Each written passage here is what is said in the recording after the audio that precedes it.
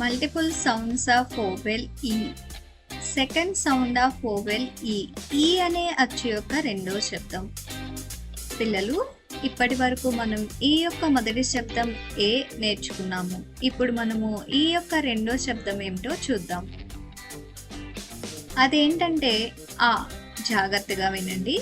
ఈ యొక్క రెండో శబ్దం ఆ అవుతుంది. పదండి ఇప్పుడు మనం ఈ యొక్క రెండో శబ్దంతో ఏర్పడే పదాలను చూద్దాం. మొదటి శబ్దం GERM. పిల్లలు, ఇందులో ఈ యొక్క రెండో శబ్దం ఆ ని ఉపయోగించడం జరిగింది.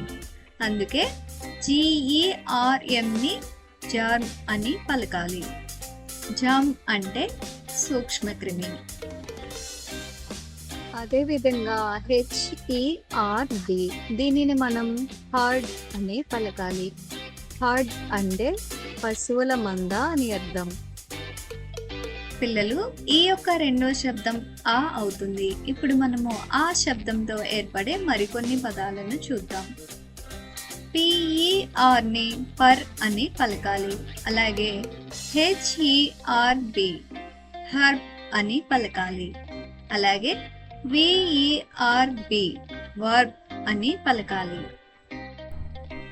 థర్డ్ సౌండ్ ఆఫ్ వోవెల్ ఈ అనే అచ్చు యొక్క మూడో శబ్దం. పిల్లలు, ఇప్పటి వరకు మనం ఈ యొక్క మొదటి శబ్దం ఏ, ఈ యొక్క రెండో శబ్దం ఆ, పర్లోని ఆ, ఇక ఈ యొక్క మూడో శబ్దం ఈ. ఇప్పుడు మనం ఈతో ఏర్పడే మరికొన్ని పదాలను చూద్దాం. ఈ యొక్క మూడో శబ్దం ఈ. అప్పుడు ZEROని జీరో అని పలకాలి. జీరో అంటే శూన్యం. అలాగే HERO హీరో. ఈ యొక్క మూడో శబ్దం ఉంది. అప్పుడు దాన్ని హీరో అని పలకాలి. అలాగే KEY కీ అని పలకాలి. కీ అంటే తాళం చెవి. అలాగే NEWS ను న్యూస్ అని పలకాలి. జాగ్రత్తగా వినండి. NEWS ని న్యూస్ అని పలకాలి. న్యూస్ కి అర్థం వార్తలు.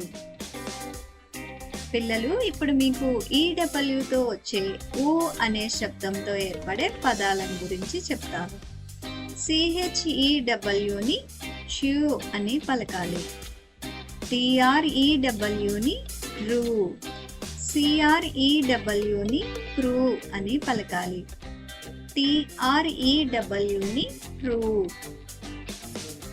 GREWని క్రూ అని పలకాలి. ఈ వీడియోని మళ్ళీ చూసి ఈ యొక్క మూడో శబ్దం నేర్చుకుందాం.